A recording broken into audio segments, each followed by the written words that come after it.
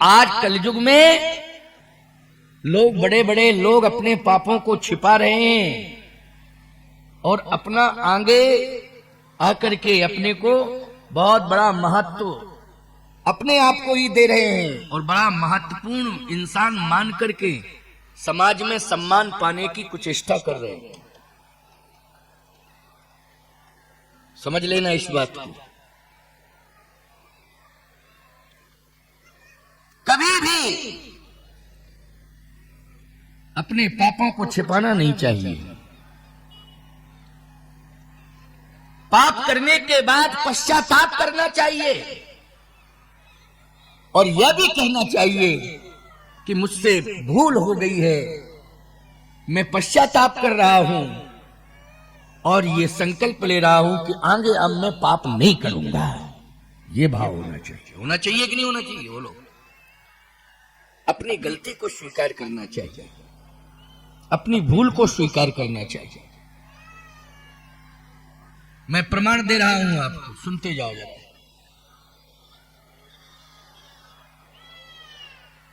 अपने जीवन में सबसे बड़ा पापी सिद्ध हुआ है, रावण से भी बड़ा पापी सिद्ध हुआ है अपने जीवन में। कौन? बाली। रावण से भी बड़ा पापी। भगवान राम ने रावण को तो बाद में मारा, पहले बाली को मारा। बोलो, बाली ने क्या सीताहरण किया था? क्या बाली ने यज्ञशालाओं में आग लगाई थी, गौशालाओं में आग लगाई थी? कोई प्रमाण नहीं मिलता है कि उसने यज्ञशालाओं में आग लगाई हो, गौशालाओं में आग लगाई हो, उसने जो है सीता का हरण किया हो। फिर रावण से बड़ा पापी क्यों हो गया? क्योंकि जघन्य पाप हैं ये चार,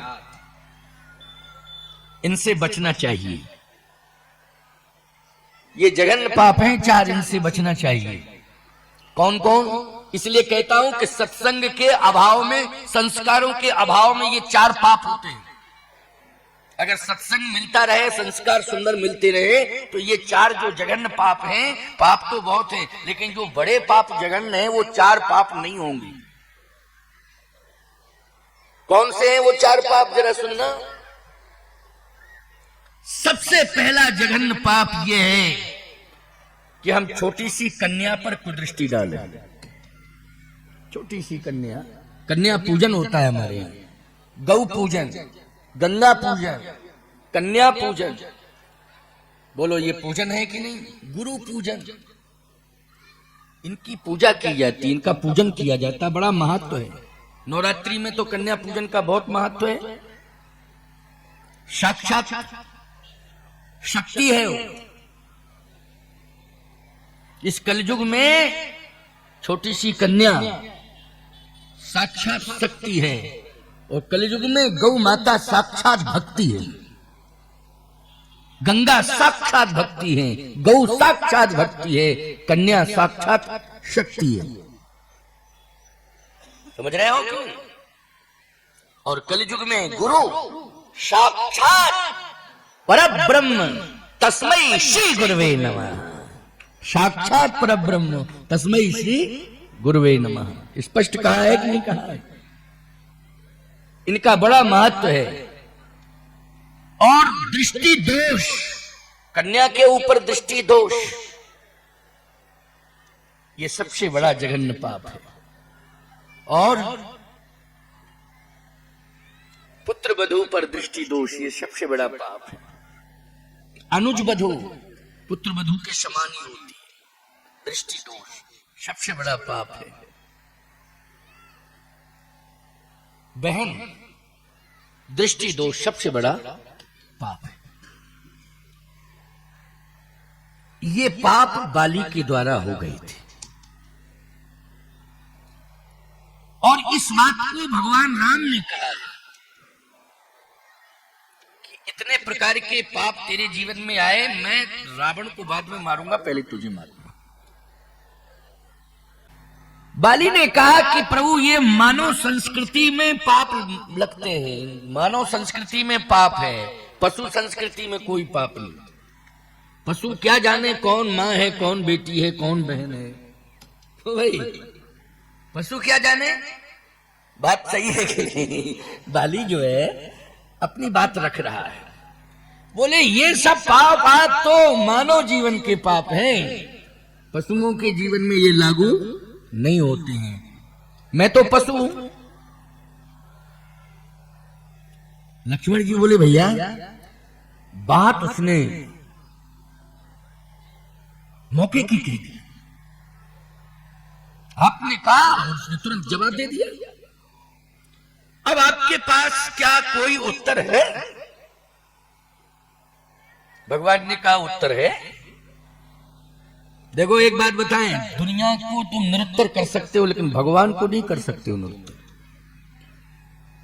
समझ गए हो कि नहीं?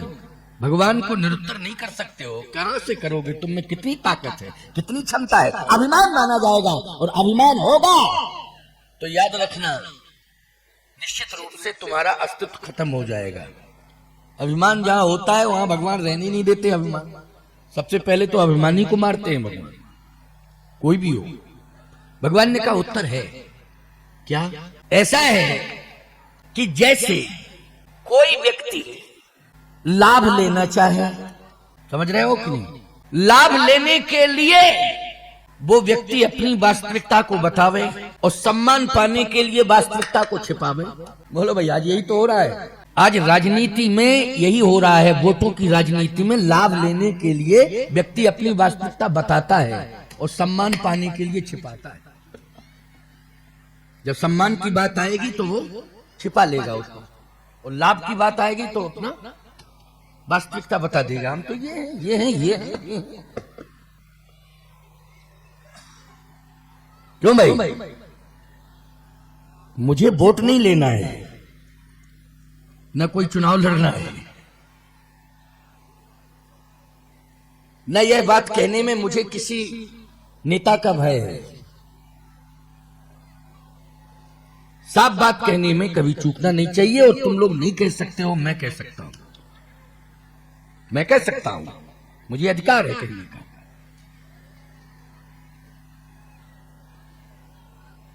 भगवान ने कहा यही बात तो ये कर रहा है बाली लक्ष्मण, तुम नहीं जानते हो। ये अपने अपराधों से बचने के लिए अपनी वास्तविकता को छिपा रहा है, यही कर रहा है।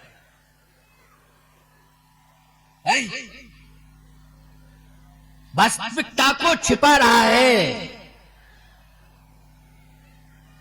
और निर्दोष साबित करने के लिए अपनी जाति का दोष बता रहा है। निर्दोष साबित करने के लिए अपनी जाति का दोष बता रहा है। ये तो हमारी जाति का दोष है, इसमें तो कोई दोष है नहीं। ये तो हमारी जाति में होता ही है ऐसा। नहीं, कैसे होता है? भगवान ने कहा अभी अभी इसने एक बात कही, लक्ष्मण तुमने ध्यान नहीं दिया है क्या? ये कह रहा था धर्म हेतु अब तरऊ गुसाई,